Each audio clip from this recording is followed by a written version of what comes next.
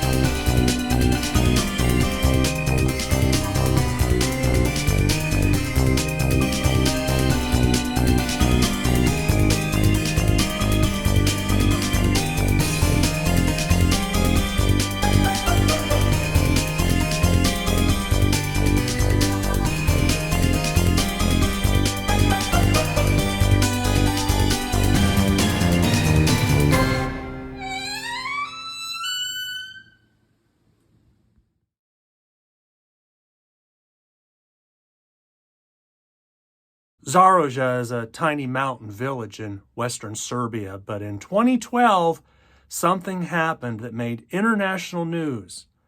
A centuries-old mill on the Rogačica River finally collapsed due to neglect.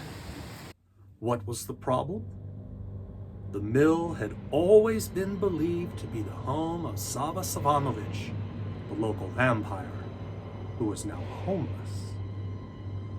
One local municipal assembly member told ABC News, "We are all frightened." He said that the villagers are all taking precautions by having holy crosses and icons placed above the entrance to the house, rubbing our hands with garlic, and having a hawthorn stake or thorn. Of course, others throughout Serbia scoffed at the legend. Even if asked directly, a villager may equivocate over the belief. I asked how many people around here actually believe the story. I've got two guides. One guide says, do they believe? Is it just for fun? Is it a mystery? Maybe it's a combination of all of that. My other guide says, nobody believes, but nobody will dare be here at night, especially between the hours of 1 and 3, which are basically the witching hours around here when the vampire is most likely to attack. Recently, out of fearful respect for Sava, the mill was rebuilt. Now, if he so chooses, Sava has a home. You can make the trek into the canyon to see it. Only during the day, of course.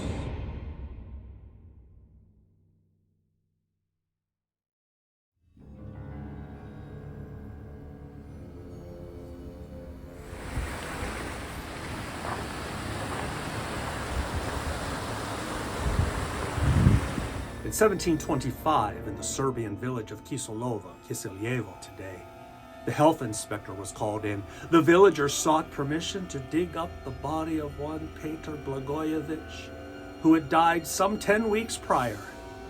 His widow complained that after the funeral, he came to the house demanding his shoes and then tried to strangle her.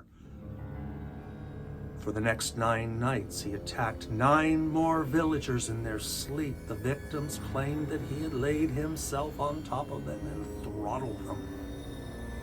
These 9 villagers then came down with a mysterious malaise, and within 24 hours of the attack, were dead. The villagers were certain that Petar Blagojevic was a vampire, and they demanded an official autopsy. The account was recorded in Dom Augustin Calme's treatise, The Phantom World, or Philosophy of Spirits, Apparitions, etc., etc., first published in 1751. The emperor's officer, who wrote this account, seeing he could hinder them neither by threats nor promises, went with the cure of Gradiska to the village of Kisiljevo. and having caused Peter Blagojevich to be exhumed, they found that his body exhaled no bad smell, that he looked as when alive, except the tip of the nose, that his hair and beard had grown, and instead of his nails, which had fallen off, new ones had come, that under his upper skin, which appeared whitish, there appeared a new one, which looked healthy and of a natural color. His feet and hands were as whole as could be desired in a living man. They remarked also in his mouth some fresh blood, which these people believed that this vampire had sucked from the men whose death he had occasioned. The emperor's officer and the curé, having diligently examined all these things, and the people who were present, feeling their indignation, awakened anew, and being more fully persuaded that he was the true cause of the death of their compatriots, ran directly for a sharp-pointed stake, which they thrust into his breast, whence there issued a quantity of fresh and crimson blood, and also from the nose and mouth. Something also proceeded from that part of his body which decency does not allow us to mention. After this, the peasants placed the body on a pile of wood and saw it reduced to ashes. The news of this account went wild, and the vocabulary word vampire was now making its way through the languages of Western Europe. Another case recorded by Calmet concerned one Arnold Powley, an Albanian who had been crushed to death by a falling wagon load of hay. A month after his death, 4 people died in ways that resembled to the villagers' vampirism. They remembered that while alive, Powley stated how he had been attacked by a vampire in Turkish-occupied Serbia. Everyone knew, of course, that victims of vampires become vampires themselves, but he thought he had cured himself by eating earth from the vampire's grave. He even smeared the vampire's blood all over his body. A precaution which, however, did not prevent him from becoming so after his death, since on being exhumed 40 days after his interment, they found on his corpse all the indications of an arch vampire. His body was red, his hair, nails, and beard had all grown again, and his veins were replete with fluid blood, which flowed from all parts of his body upon the winding sheet which encompassed him. The Hadnagi, or Bai of the village, in whose presence the exhumation took place, and who was skilled in vampirism, had, according to custom, a very sharp stake driven into the heart of the defunct Arnold Powley, and which pierced his body through and through, which made him, as they say, utter a frightful shriek, as if he had been alive. That done, they cut off his head and burnt the whole body. After that, they performed the same on the corpses of the 4 other persons who died of vampirism, fearing that they, in their turn, might cause the death of others.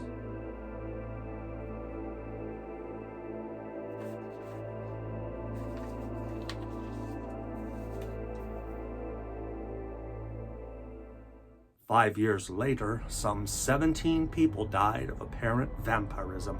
A young girl, Stanoska, went to bed in perfect health, but awoke in the middle of the night, trembling and shrieking, insisting that a certain young man who had died 9 weeks ago came to her in the night and nearly strangled her to death while she slept.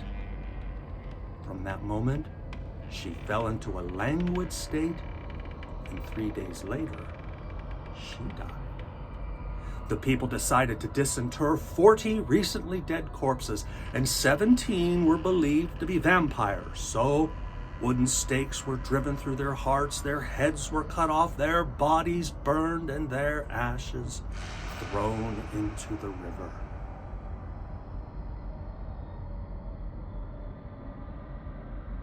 The legend of Sava Savanovic also comes from the days of the 18th century vampire epidemic in Serbia. The story goes that Sava ran the local flour mill. One day, a customer came to the mill and saw Sava lying on the floor dead. His mouth gaped open and a butterfly escaped his lips and flew off. In Serbia, vampires turn into butterflies. Pazi dobro da ne izleti leptirak. Dead sad.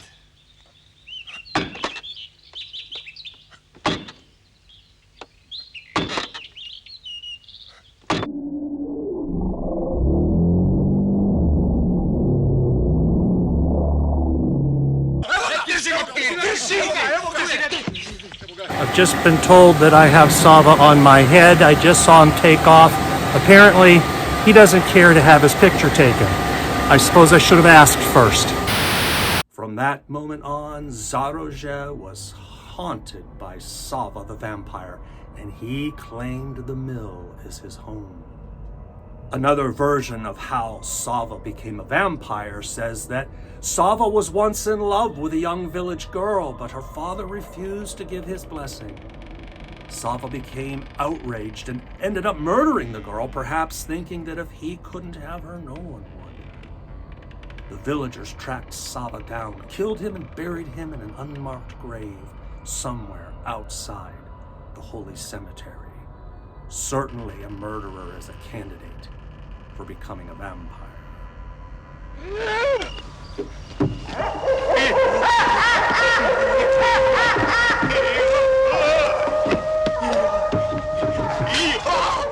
This second account has certain similarities to the folk tale involving Sava that was put down in writing by 19th century Serbian author Milovan Klisic. It was called After 90 Years. In this story, the main character, Strahinja, tries to prove his love for Radojka by tracking down Sava the vampire to destroy him. The Kmet shouted at those who were digging, "Now grab a part of the lid and lift it slowly with the picks." They did so. And there was a sight to see. A man lay whole and unspoiled, as though they had lowered him in there yesterday. Except that he had one leg crossed over the other, and his arms stretched out at his sides, bloated as a wineskin, completely red it seemed, as though entirely from blood, one eye shut and the other open. On his fingers they recognized 2 gunshot wounds, but both were almost completely healed. Gilas extended the stake and impaled the vampire in the middle of the chest. "Holy water, Chibo!" shouted Purko. In the rush, Chibo didn't pour it exactly in the mouth, but rather splashed it on his face. In that instant, a wisp of some sort of fog escaped from the vampire's mouth, a true butterfly, and flew off somewhere. "Ah! The butterfly's getting away!" many people shouted. "What in God's name did you do, Chibo?" The priest read a prayer over the vampire, then they immediately buried him. On the grave, they piled stones, logs, and all sorts of thorns, mostly hawthorn. The Zarajani only just returned to their homes by dusk, pleased that they had found the vampire Sava and stopped him in that manner. True, the butterfly had gotten away from them, but they didn't care. It couldn't hurt grown people. The story was published in 1880. The locals like to remind people that this was 17 years before Bram Stoker's Dracula hit the shelves. In 1973, the story was turned into a movie called Lepterica, which means she-butterfly.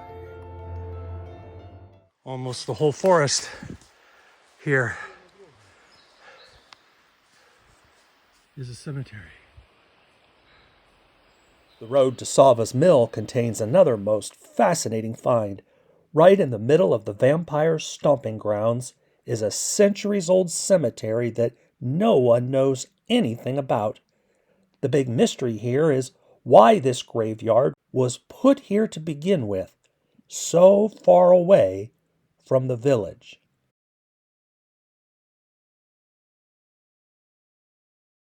The cemetery may possibly date from the 14th century, but no one really knows.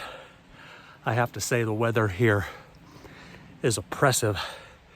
According to the folklore, vampires actually can control the weather because unlike modern representations of the vampire just being some different species or a subspecies of human or whatever, in the folklore, vampires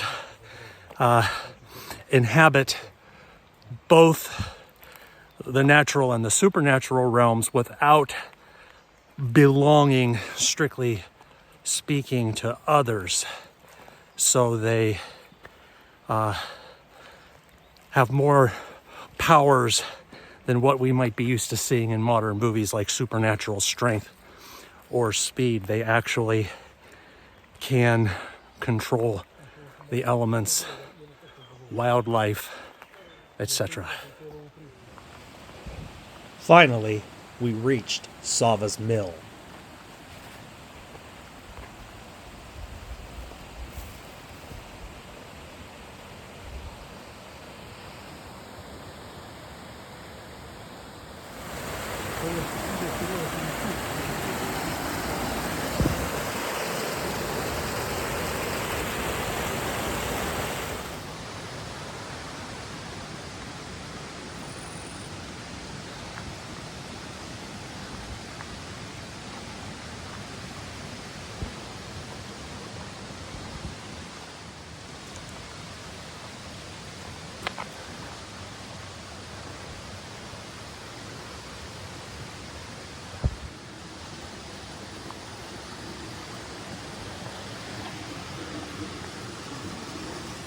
Is that this location, and they're reconstructing the mill because, as I've said before, the original collapsed.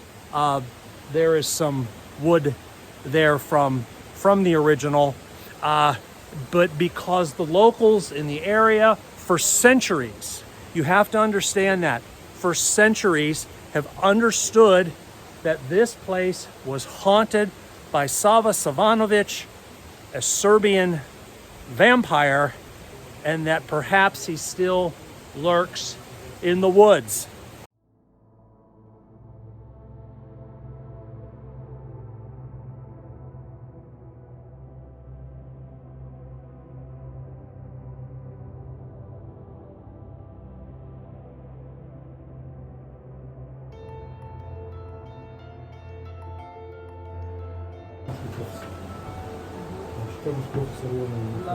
We're safe. Someone was kind enough to leave a bulb of garlic here. Millstones. And along with the mysterious centuries-old cemetery and the mill itself, the reputed home of Sava Savanovic, the vampire, there is also a memorial to a young officer who lost his life on this spot. He was alone here and died of a heart attack. Right on this place. Thank you.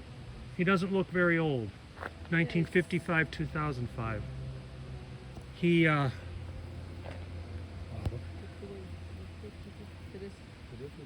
years, yeah. what was he doing here? Stay tuned for the closing credits, where you'll not only catch a glimpse of our next episode, but you'll find out how you too can visit Sava's mill, as long as you don't mind the butterflies.